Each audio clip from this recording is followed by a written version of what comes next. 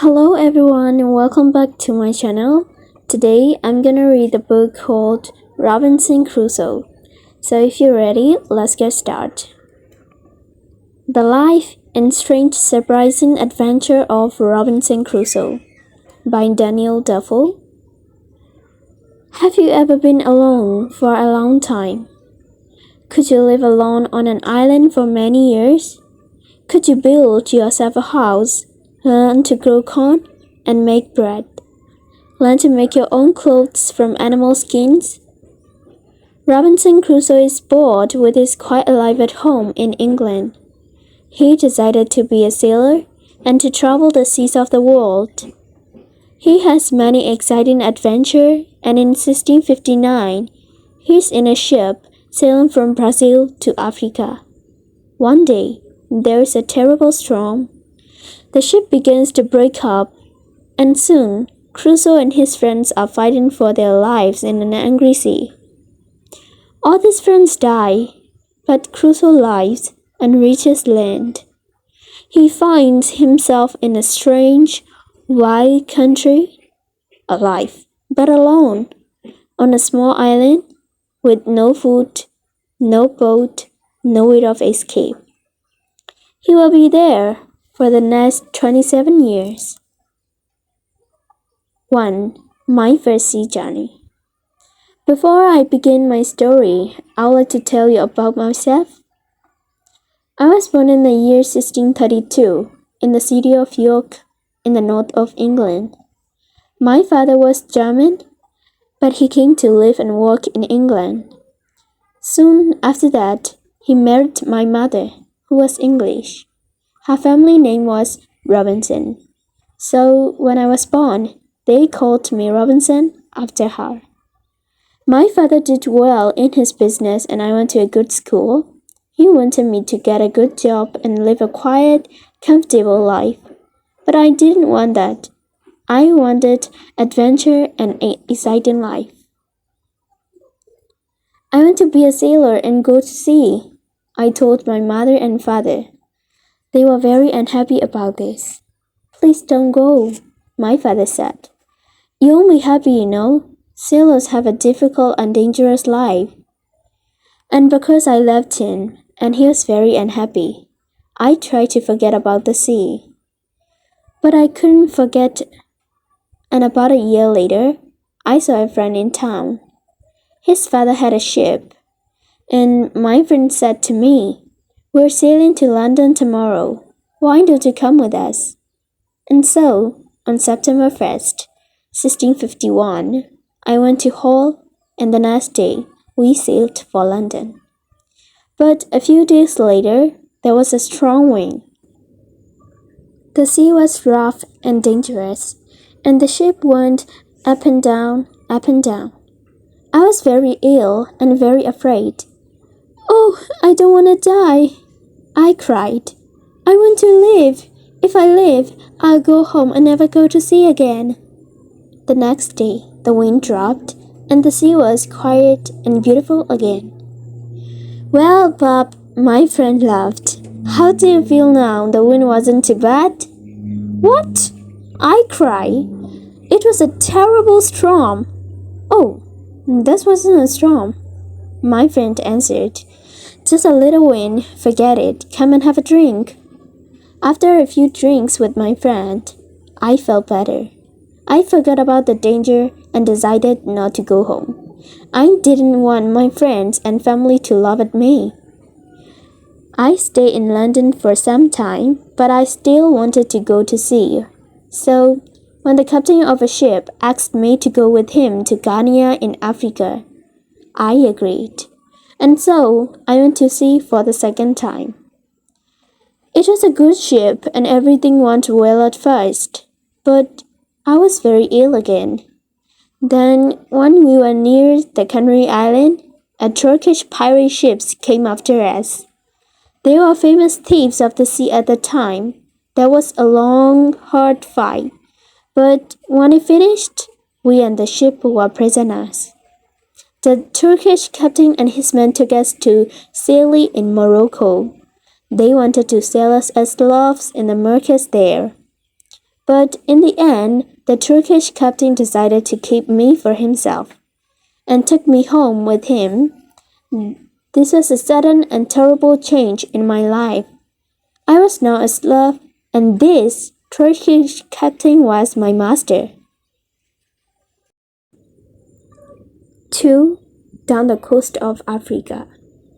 For 2 long years, I lived the life of a slave. I worked in the house and the garden, and every day I planned to escape, but it was never possible.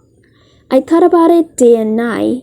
My master liked to go fishing in a little boat, and he always took me with him. A man called Molly and a young boy also went with us. One day, my master said to us, "Some of my friends want to go fishing tomorrow. Get the boat ready." So we put a lot of food and drink on the boat, and the next morning we waited for my master and his friends. But when my master arrived, he was alone. "My friends don't want to go fishing today," he said to me. "But you go with Molly and the boy and catch some fish for our supper tonight." "Yes, master," I answered quietly. But inside I was excited. "Perhaps now I can escape," I said to myself. My master went back to his friends and we took the boat out to sea. For a time, we fished quietly. And then I moved carefully behind Molly and knocked him into the water. "Swim!" I cried. "Swim to the shore!" My master liked to shoot seabirds, and so there were guns on the boat. Quickly, I took one of these guns. Molly was swimming after the boat, and I shouted to him, "Go back to the shore. You can swim there. It's not too far. I won't hurt you, but if you come near the boat, I'll shoot you through the head." So Molly turned and swam back to the shore as quickly as he could. Then I said to the boy, "Sorry, if you help me, I'll be a good friend to you. If you don't help me, I'll push you into the sea too." But Xari was happy to help me. "I'll go all over the world with you," he cried. I wanted to sail to the Canary Island, but I was afraid to go too far from the shore. It was only a small boat. And so we sailed on south for some days. We had very little water, and it was dangerous country here, with many wild animals. We were afraid, but we often had to go on shore to get more water. Once I used a gun to shoot a wild animal. I don't know what animal it was, but it made a good meal. For about 10 or 12 days, we sailed on south, down the coast of Africa. Then, one day, we saw some people on the shore. Strange, wild people, who did not look friendly. By now, we had very little food, and we really needed help. We were afraid, but we had to go to on the shore. At first, they were afraid of us too. Perhaps white people never visit this coast. We did not speak their language, of course, so we used our hands and face to show that we were hungry. They came with food for us, but then they moved away quickly. We carried the food on our boat, and they watched us.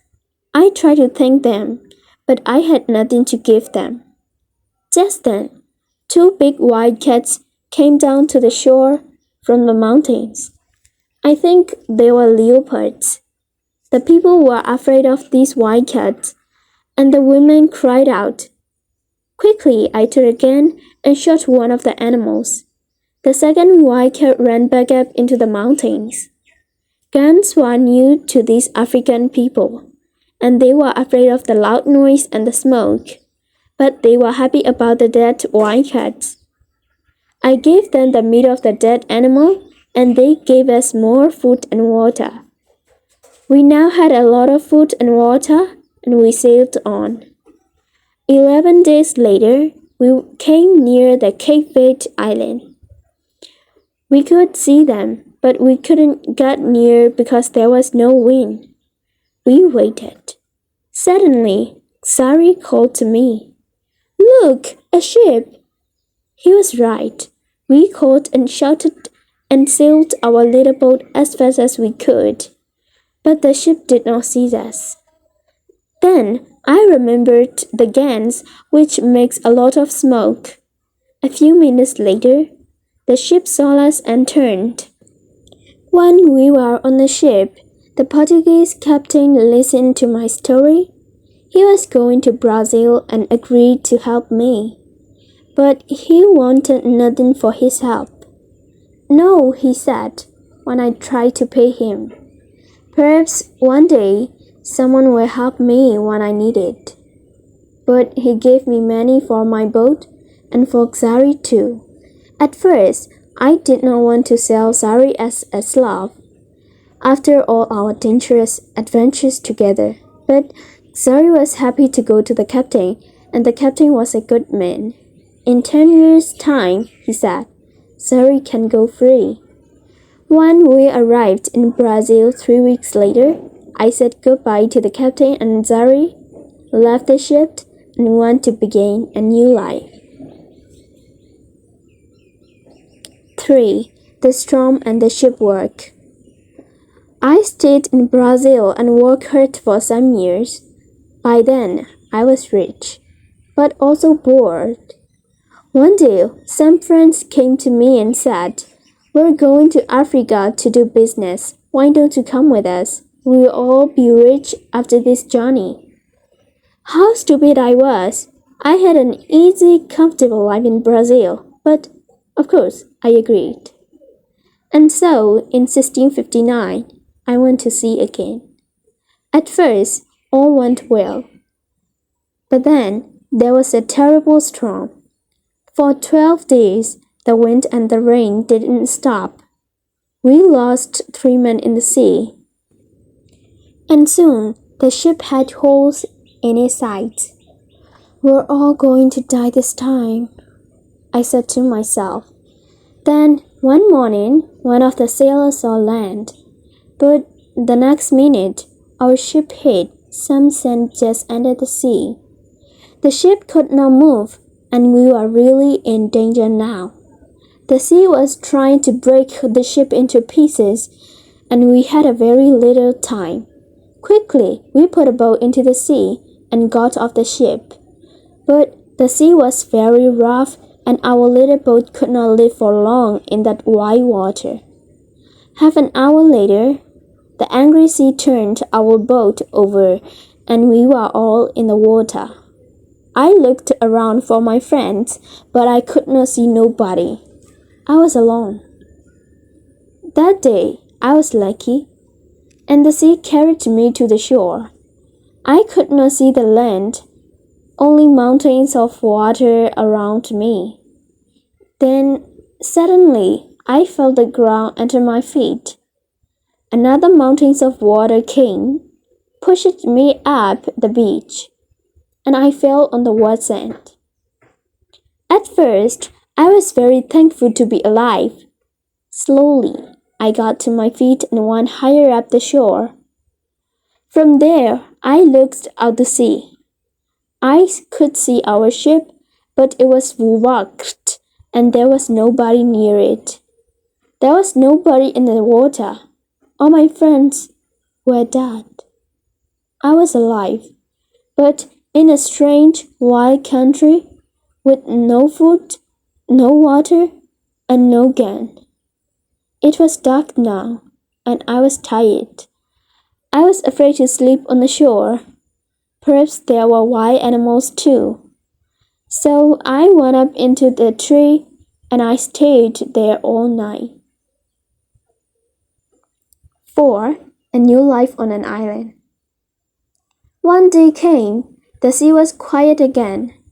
I looked for our ship, and to my surprise, it was still there, and still in one piece. "I think I can swim to it," I said to myself, so I walked down to the sea, and before long, I was at a ship and was swimming around it. But how could I get onto it? In the end, I got in through a hole in the side, but it wasn't easy. There was a lot of water in the ship, but the sand under the sea was still holding the ship in one place. The back of the ship was high out of the water, and I was very thankful for this because all the ship's food was there. I was very hungry, so I began to eat something at once. Then I decided to take some of it back to the shore with me, but how could I get it there? I looked around the ship, and after a few minutes, I found some long pieces of wood. I tied them together with rope. Then I got the things that I wanted from the ship. There was a big bowl of food, rice and salted meat, and hard ship's bread. I also took many strong knives and other tools, the ship sails and ropes, paper, pens, books, and a saving gun.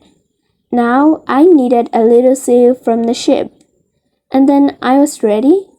Slowly and carefully, I went back to the shore. It was difficult to stop my things from falling into the sea, but in the end, I got everything onto the shore. Now I needed somewhere to keep my things. There were some hills around me, so I decided to build myself a little house on one of them. I walked to the top of the highest hill and looked down. I was very unhappy because I saw then that was on an island. There were two smaller islands a few miles away, and after that, only the sea. Just the sea for miles after mile after mile. After a time, I found a little cave in the side of a hill. In front of it, there was a good place to make a home. So I used ship sails, ropes, and pieces of wood, and after a lot of hard work, I had a very fine tent. The cave at the back of my tent was a good place to keep my food, and so I called it my kitchen. That night, I went to sleep in my new home. The next day, I thought about the possible danger on the island. Were there wild animals? And perhaps wild people too on my island? I didn't know, but I was very afraid. So I decided to build a very strong fence. I cut down young trees and put them in the ground. In a half circle around the front of my tent, I used many of the ship's ropes too. And in the end, my fence was as strong as a stone wall. Nobody could get over it, through it, or around it. Making tents and building fence is hard work. I needed many tools to help me, so I decided to go back to the ship again and get some more things. I went back 12 times, but soon after my 12th visit, there was another terrible storm. The next morning, when I looked out to sea, there was no ship. When I saw that, I was very unhappy. Why am I alive and why are all my friends die? I asked myself. What will happen to me now, alone on this island, without friends? How can I ever escape from it? Then I told myself that I was lucky. Lucky to be alive, lucky to have food and tools, lucky to be young and strong. But I knew that my island was somewhere off the coast of South America. Ships did not often come down this coast, and I said to myself, I'm going to be on this island for a long time. So, on a long piece of wood, I cut this word. I came here on 30th September 1659. After that, I decided to make a cut for each day. 5. Learning to live alone. I still needed a lot of things. Well, I said, I'm going to have to make them. So every day I worked. First of all, I wanted to make my cave bigger. I carried out stone from the cave, and after many days of hard work, I had a large cave in the side of a hill. Then I needed a table and a chair, and that was my next job. I had to work on them for a long time. I also wanted to make places to put all my food and all my tools and guns. But every time I wanted a piece of wood, I had to cut down a tree. It was long, slow, difficult work. And during the nestment, I learned to be very clever with my tools. There was no hurry. I had all the time in the world. I also went out every day and I always had my gun with me. Sometimes I killed wild animals and then I had meat to eat. But when it got dark, I had to go to bed because I had no light. I couldn't read or write because I couldn't see. For a long time, I didn't know what to do, but in the end, I learned how to use the fat of dead animals to make a light. The weather on my islands was usually very hot, and there were often storms and heavy rain. The next June, it rained all the time, and I couldn't go out very often. I was also ill for some weeks, but slowly I got better. When I was stronger, I began to go out again. The first time, I killed a wild animal, and the second time, I caught a big turtle. I was on the island for 10 months before I visited the other part of it. During those months, I worked hard on my cave and my house and my fence. Now I was ready to find out more about the rest of the island. First, I walked along the side of the little river. There, I found open ground without trees. Later, I came to more trees with many different fruits. I decided to take a lot of the fruits and to put it to dry in the sand for a time. Then I could keep it for many months. That night, I went to sleep in a tree for the second time, and the next day, I went on with my journey. Soon, I came to an opening in the hills. In front of me, everything was green, and there were flowers everywhere. There were also a lot of different birds and animals. I saw that my house was on the worst side of the island, but I didn't want to move from there. It was my home now. I stayed away for 3 days, and then I came home, but I often went back to the other greener side of the island. And so my life went on. Every month I learned to do or to make something new, but I had troubles and accidents too. Once, there was a terrible storm with very heavy rain. The roof of my cave fell in and nearly killed me. I had to build it up again with many pieces of wood. I had a lot of food now. I cooked it over a fire or dried it in the sand. So I always had meat during the rainy months when I could not go out with again. I learned to make pots to keep my food in, but I wanted very much to make a harder, stronger pot, a pot that would not break in a fire. I tried many times, but I could not do it. Then one day I was lucky. I made some new pots and put them in a very hot fire. They changed color but did not break. I left them there for many hours, and when they were cold again, I found that they were hard and strong. That night I was very happy. I had hot water for the first time on the island.